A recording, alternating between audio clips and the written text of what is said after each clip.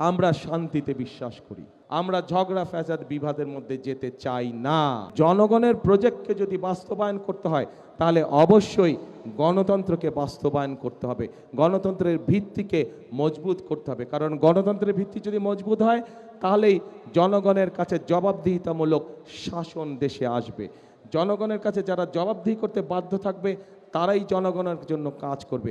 অতীতে আমরা দেখেছি যারা ক্ষমতা দখল করে রেখেছিল জনগণের কাছে তাদের কোনো জবাবদিহিতা ছিল না, এবং জনগণের কাছে যেহেতু তাদের কোনো জবাবদিহিতা ছিল না সেজন্যই আমরা দেখেছি দেশে কিভাবে দুর্নীতি হয়েছে, দেশে কিভাবে অনাচার হয়েছে, দেশে কিভাবে গুম হয়েছে, দেশে কিভাবে খুন হয়েছে, দেশে কিভাবে লক্ষ লক্ষ মানুষ গায়েবী মামলা নির্যাতনের শিকার হয়েছিল। প্রিয় ভাই বোনেরা, আসুন আজকে আমাদেরকে ঐক্যবদ্ধ হতে হবে এবং ঐক্যবদ্ধ হওয়ার মাধ্যমে আমাদেরকে অবস্থার পরিবর্তন করতে হবে। অবস্থার পরিবর্তনের অর্থ যে কোনো মূল্যে গণতন্ত্রকে সুসংহত করা, গণতন্ত্রের ঝান্ডাকে উপরে তুলে ধরা, কোনোভাবেই গণতন্ত্রের ঝান্ডা যাতে নেমে যেতে না পারে এ ব্যাপারে আমাদেরকে সতর্ক দৃষ্টি রাখতে হবে।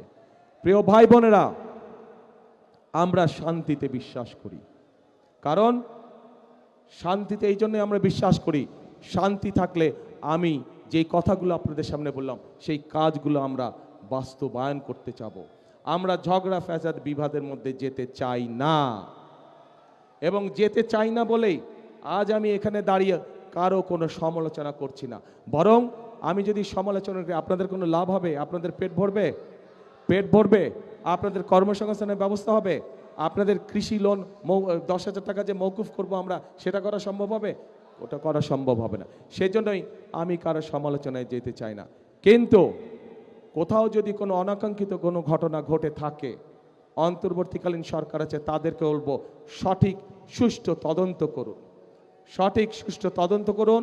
সেই তদন্তে যদি বিএনপির কোনো ভূমিকা থাকে সঠিক তদন্ত করার জন্য আমরা সহযোগিতা করব, সাহায্য করব।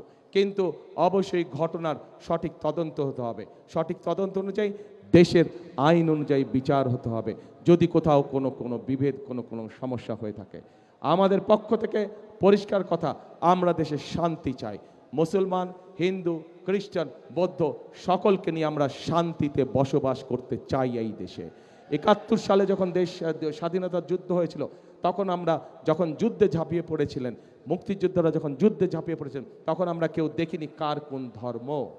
2024 সালের 5ই আগস্ট যখন দেশের মানুষ রাজপথে নেমে এসেছিল স্বৈরাচারকে বিদায় করার জন্য, তখনও আমরা কেউ দেখিনি কার ধর্ম কোনটা, কে মুসলমান, কে হিন্দু, কে বৌদ্ধ, কে খ্রিস্টান।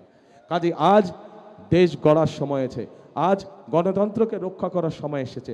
আজ আমরা ধর্ম দেখতে চাই না, আমরা দেখব ভোটার, আমরা দেখব মানুষ, আমরা দেখব সে বাংলাদেশি, তার সবচেয়ে বড় পরিচয় সে বাংলাদেশি, তার সবচেয়ে বড় পরিচয় সে গণতন্ত্রের বিশ্বাসী, শান্তিতে বিশ্বাসী। যারাই গণতন্ত্রে বিশ্বাসী, যারাই শান্তিতে বিশ্বাসী, আমরা তাদের সাথে আছি, আমরা তাদেরকে আমাদের সাথে রাখতে চাই।